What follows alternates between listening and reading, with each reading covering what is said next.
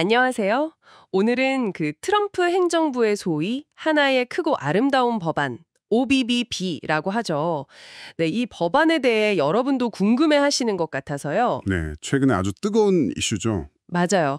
그래서 관련 자료들을 좀 바탕으로 해서 이 법안의 핵심 내용이 뭔지, 또 왜 이렇게 얘기가 많은지, 우리가 좀 눈여겨봐야 할 점들은 또 뭐가 있을지 한번 깊이 파헤쳐보겠습니다. 좋습니다.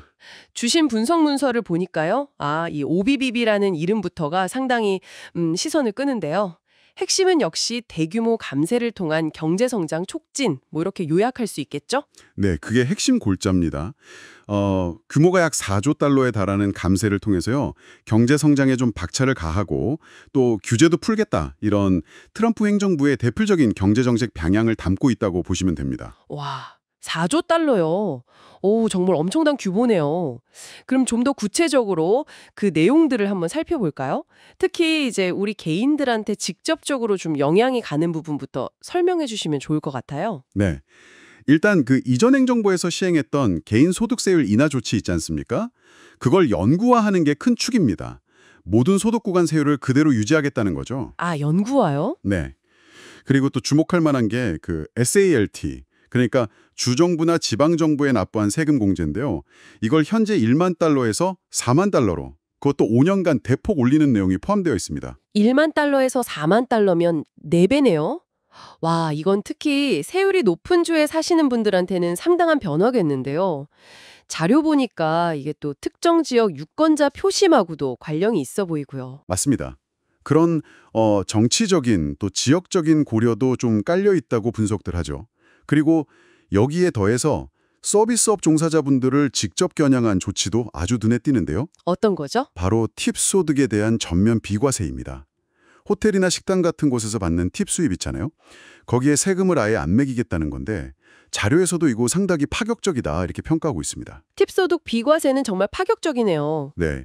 또 중소기업 관련해서는 그 사업소득의 최대 20%를 공제해주는 섹션 199A라는 조항이 있는데 이것도 영구화됩니다. 이건 개인 사업자나 파트너십 형태 기업들 세부담을 직접 줄여주는 거라 이것도 중요하죠. 그렇군요.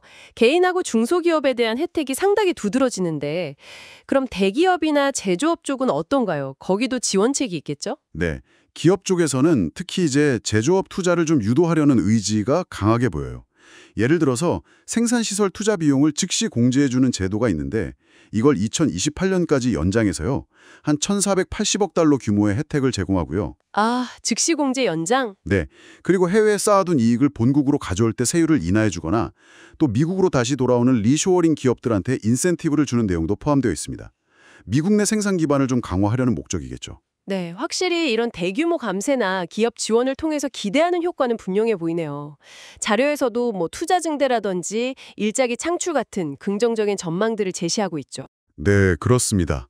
지지하는 쪽에서는 앞으로 5년 동안 제조업 투자가 한 12% 늘고 또 신규 일자리도 뭐 280만 개 정도 창출될 거다 이런 상당히 장밋빛 전망을 내놓고 있습니다. 소비 진작 효과도 당연히 기대하고 있고요. 경제 성장을 이끌 핵심 동력으로 보는 거죠. 하지만 역시 4조 달러라는 이 천문학적인 감세 규모는 결국 재정 문제를 피해갈 수는 없을 것 같은데요. 자료에서도 그런 우려점들을 지적하고 있죠. 네, 그게 가장 큰 문제입니다. 역시 재정 적자가 급증할 거라는 우려인데요. 앞으로 10년 동안 4조 달러 규모의 재정 악화가 예상된다는 분석이 나옵니다. 이건 결국 국채 발행 증가로 이어질 수밖에 없고 그럼 이제 금리 상승 압력으로 작용할 수 있겠죠. 4조 달러 적자라. 부담이 상당하네요. 네.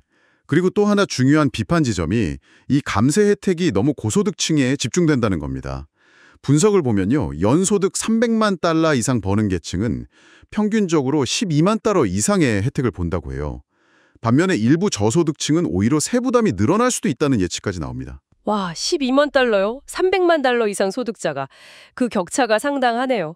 그야말로 성장 촉진이라는 기대랑 재정 악화, 그리고 불평등 심화라는 우려가 그냥 정면으로 부딪히는 상황이네요. 지금 이 법안 어디까지 진행됐나요? 이게 지난 7월 초에 상원에서 정말 아슬아슬하게 통과됐습니다. 부통령의 캐스팅 보트까지 동원해서 51대 50이었어요. 공화당 단독 처리였고요. 정말 간신히 넘었군요. 네. 현재는 하원 규칙위원회에서 심의 중이고요.